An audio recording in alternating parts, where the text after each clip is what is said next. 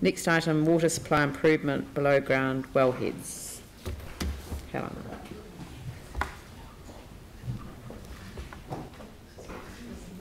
Oh, did I have that in the wrong order? Oh no. No. Oh. 31. Oh, yep. Right, thank you for your latest report. Would you like to just speak to it? Certainly. So this report is to consider the upgrade of the below ground wellheads on a temporary basis to speed up the removal of chlorine from our network. Now, you may have seen media reports where this has variously been described as a quick fix or a band-aid, but I want to be very clear that these works will enable the wells to be signed off as secure against the current drinking water standards, and protecting public health and the delivery of our water supply remains our primary concern. So, and the other thing I just want to draw your attention to, and those of you who are good with numbers will have picked it up and have a question ready for me, but the costings you will see are there for up to 42 wells, but the list of wells to be repaired is less than that, and it is actually 33. There's a slight error in the numbers, and that is because we're still considering the best approach to take for each of these wells and programming the full remediation upgrade works. So some of the wells we would propose to fully remediate, and the remainder of them will be for the temporary repairs.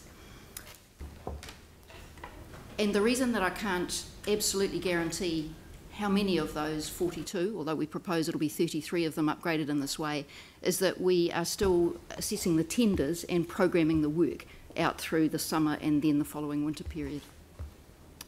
So I'm happy to take questions. Yep. Pauline, Mike, Yanni. Quick question on when you say temporary, how long do you expect that work to last, the repair to hold up? So generally when we have a well signed off as secure, we're required to inspect it again after 5 years. For these works in the below ground wells, we will be required to have another look after 2 years. So it may be that we inspect them after the 2 year period and get them signed off again for another 2 year period, or it may be by then that the drinking water standards would require us to raise them above ground anyway. Okay, but my point is, I'm trying to ascertain, is that the work, would it be, in your view, the work that we're doing now could last for many years? It's not like it's only going to last for 2 years. We're only getting our sign-off in 2 yearly sections. That's correct. Below ground. But it doesn't mean that the repair work is only going to be good for 2 years. That's correct. The actual physical work could last for many years. It's not. Thank you. Yeah. Yep. Sorry, I've got. Where have I written your names? Mike. Thank you. So obviously the deadline is for us to remove chlorines May next year. But there's 2 packages, with the second package being delivered by October next year. So obviously the 2 don't line up. Is this indicating that we're not going to get the water supply unchlorinated by May, or? No, so May fortunately is in winter, and we only require about half of our wells and pump stations to be operating to deliver water to the city through the winter. The peak demand in winter is half or much less than half of the peak demand in summer. So the first tranche is to enable us to deliver that winter supply by May, and the second tranche will do the works through the winter to assist us in the following summer. Thanks, that's great to know. The 2 attachments of the graphs which shows the progress, is it possible to have graphs that actually have the prediction of what's going to happen moving forward? Yes, it's possible, but that prediction changes every week as we change the programming. So we are working on a proposed prediction, and that changes as we put the tenders out and we get the proposed programs from the contractors, and then let the contract. So we can certainly put a proposed program out. Yes. Good. I've got Yanni, David and Jimmy. Thank you for the information. I just wanted to check the Aquifer 1. So I think I'm right in the report where basically the package 1 that we've got and package 2, these are ones that aren't in aquifer 1. They're the deeper aquifers. So is that correct? I think Just that on is page 9, correct for all of these ones, yes. Right.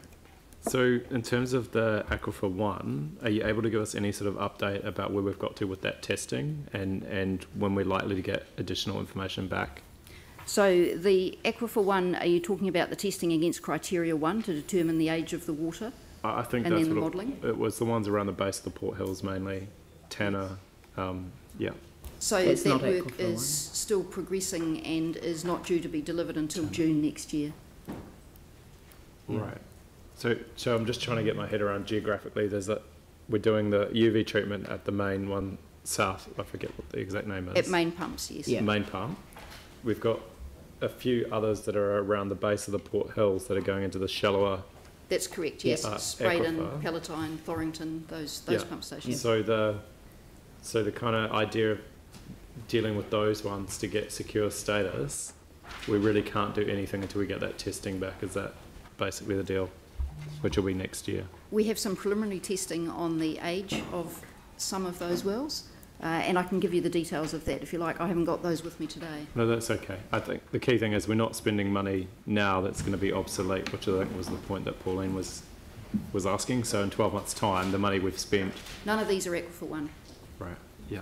And just the final question was in regards to the work that we're doing, and obviously we're just seeing an announcement from government a few days ago. So can you just give us a bit of a kind of context of, any update on what's actually going on there and how this relates to it? I can. Just at a high level. Okay, so the government announcements, there's nothing brand new in those announcements. It's along the same lines that we've been hearing from the Minister for Local Government and the Minister of Health over the last 6 months. So Minister Mahuta has repeated that the status quo for the delivery of 3 water services is not sustainable over the long term, and she's talking there both about financial sustainability, particularly for smaller communities, and also environmental sustainability in terms of the impact of both stormwater and wastewater on the environment. So in terms of that, the options that are on the table are much the same. The first one is better regulation of both drinking water and wastewater, and that includes economic regulation, so how things are funded and financed and being quite transparent to those who are paying for these services so that they understand they're paying enough to invest in the infrastructure but not paying over and above the odds in terms of the quality of that service. She's also talking about aggregation of suppliers, so those who deliver both water supply and wastewater, perhaps not all the way to stormwater because stormwater is integrally linked to roads and parks, so may stay at a smaller, more local scale. But certainly for water supply and wastewater, she's talking aggregation. And once again, the regional model or the sort of mega regional model of just 4 or 5 agencies across the country has been proposed. She's made a much stronger statement about what she expects out of aggregation, in that she has pulled out Watercare in Auckland as one of the exemplars, and that is because Watercare owns the assets and can invest across old council boundaries. So just as Christchurch has invested in small communities on Banks Peninsula, an aggregated service delivery agency would be expected to invest where the need is greatest. And then the final thing that she's been talking about is, well, there's another cabinet paper actually that's talking about it, is a need to look at funding and financing mechanisms for local government across the board. And signalling that one of the options on the table is some central government finance to come into the delivery of water and wastewater services and possibly stormwater. So it's much the same, but sort of crystallising the aggregation angle and adding in that there may be some central government finance coming. And so I can give you a summary if you like.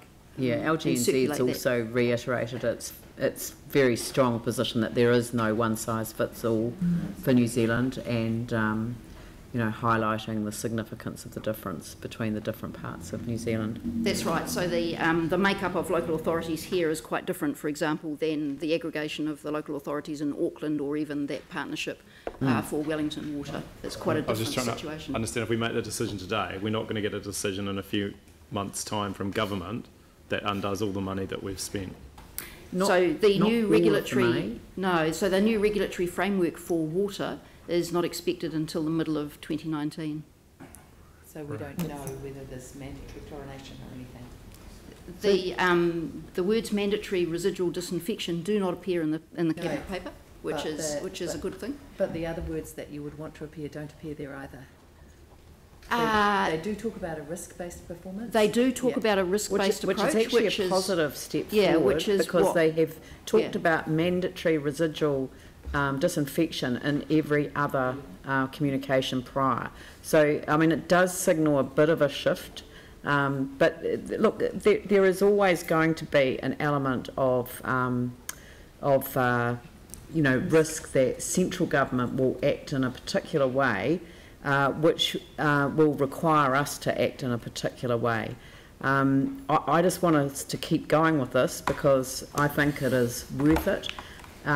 If we can get the drinking water assessor to sign off on this approach, there is a risk ultimately that that not all of that money can be recovered in terms of the way forward, but a significant amount of it can be. So I just think that we have to weigh up the benefits of you know, proceeding to prove that we are in a position to deliver unchlorinated water to our communities. There will be changes. I mean, this is not a set of decisions that's going to be made quickly. So, right, I've got David and Jimmy. My question was answered with Mike's. Jimmy. Okay. My question is, I'm not sure what's the rationale you change from the kind of option 2 to option 1, because I remember a couple of months ago you particularly emphasized this one is kind of upgrade and remedial to the best practice, like at the end of Columbus Street, you particularly mentioned to upgrade with the UV instrument. So I just want to know, that kind of UV instrument is under the option 1 or option 2? So the ultraviolet disinfection is still going to go ahead at main pumps. So we've already confirmed that, and that's out for tender at the moment, and will be delivered somewhere between May and June next year, according to the program at the moment. Still go ahead. Yes. So it will still go ahead. None of these wells are at main pumps, so none of these are affected by the ultraviolet option. Okay, but in here, if a disadvantage is additional capital expenditure up to 2 million. There's top up, because those one is 23 million. All right. So upgrade those wellheads. So this top up another 20. The 2 million comes out of the budget that has been approved through the long-term plan. Yes. It's not. We're not asking for an additional 2 million for this. Okay. Okay. Thank you. Thank you. Any other questions? I'd like to move the recommendation, seconded by Pauline. Is there any discussion? Pauline? I'd just like to endorse everything you just said. Let's keep going with this. I think we're going to get there. We're doing a good job, and I feel quite positive about the reports that have just come out. I think there's quite a few windows there that enable us to set ourselves up with respect as being a really responsible drinking water provider. So I'm happy to support today. Okay. Yeah, I'm very happy to support this work. I think it's very sensible. We've set a deadline of May the 10th, and I think the fact that you're doing everything you can to get there is fantastic. So I like the report, and I like the fact that things are happening on it and we can actually see real progress towards it. In terms of what it means going forward, I didn't feel nearly so optimistic about the Minister's statements, I have to say, because she went through 3 issues. One was the degree of regulation. Well, that's been the Ministry of Health. a government issue, and actually the government should sort it. The second was the possibility of putting some money in to help smaller local authorities who literally don't have the money to do the work, so that everybody in New Zealand could drink safe drinking water. Very sensible. The third one, which concerned me, was the proposed aggregation of authorities. And you will have seen on the piece of paper the cost of water and wastewater in Canterbury, and then the cost on the West Coast. And then the proposed aggregation of much of the South Island. Oh, guess who bears that cost? Yeah, good news, guys.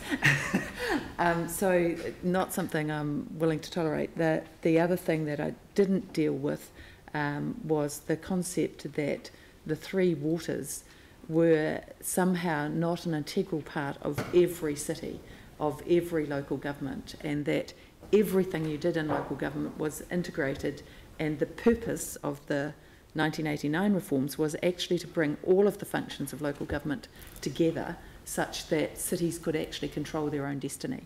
And then for a government to suggest, whoops, we're going to take what in our case is 34% of what we spend our money on, 34% of our budget, take it out. So when you dig up Riccarton Road to do the pipes and the roads and the bus stops and plant trees and all those things, they're not integrated, is bizarre. And still remains bizarre, and nothing in the paper persuaded me that it wasn't bizarre. But, well, one of the risks, Raf, of this is that we do all of our work and get our water absolutely safe and fantastic, and then all of our waters are taken off us. So I'm sure you will have caught up with that risk. And so the key thing from our point of view, I think, is to get our drinking water to the point where it is absolutely safe, where it has the Drinking Water Authority's approval, and where we know that we're good. That's the first key step. Fighting the second one will be the second key step. Yep. Glenn. Thank you. I don't quite share the same position. I'm actually quietly confident over the future over this. I think the signs are looking good. I take what you have said, Helen, as being quite significant, that mandatory residual disinfection was not in the cabinet paper. That fills me with, good hope. We could always say that we are already aggregated, and that we did aggregate some time ago when we amalgamated various councils here. On a smaller scale than Auckland, but we're already in that position. Good to see in the actual report too the acknowledgement of another layer, that being the high pressure aquifers, which serves as another barrier. Now, I'm not sure about the other councils, what they have, but our artesian fed aquifers surely must be amongst having the highest pressure in the country. I know in the east we've been going through a pressure equalisation program or trial, given the high pressure there. So I'm actually quite hopeful for the way ahead, but I agree with the Mayor, let's just keep pushing forward. We could end up leading the way. I think this is good. I see examples all around us. The Hills Road pump station, the fences are down, the work's proceeding. It's good. Aaron? I just want to quickly touch on just one aspect, and that's the use of the S word, safe.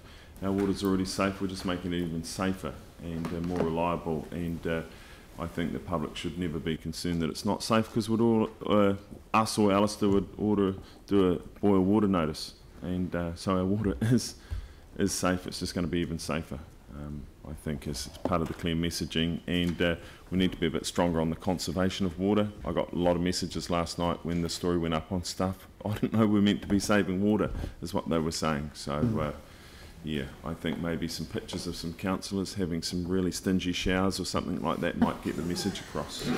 Mine's under 3 minutes, don't worry. Andrew? Yeah, thanks. No pictures, no pictures. Another excellent report. The key points in the report, I think, show the huge amount of work that has been done. and certainly give me continued confidence that we are working towards getting the chlorine out of the water within the indicated timeframe by May next year. And I'm pleased to have more recommendations in front of us today that allow us to make further progress in that regard. So thanks for all the work that you're doing and the team are doing and you're continuing to do to make sure that we can continue to have that degree of confidence.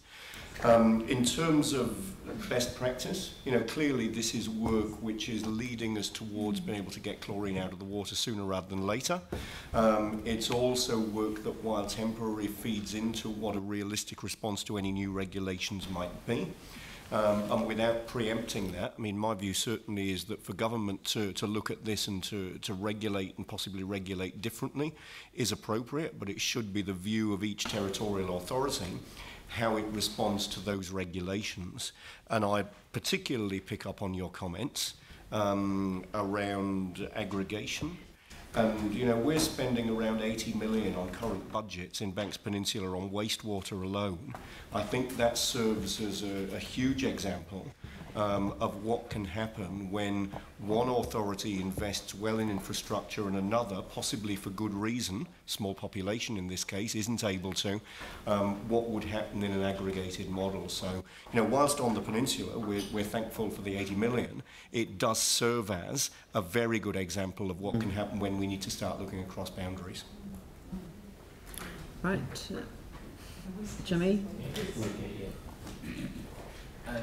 If we compare the timing and the cost, probably, you know, the remit to best practice is a good option. But we consider the timing, probably I go with the option 1, especially the residents constituent. Probably not only in my area, citywide.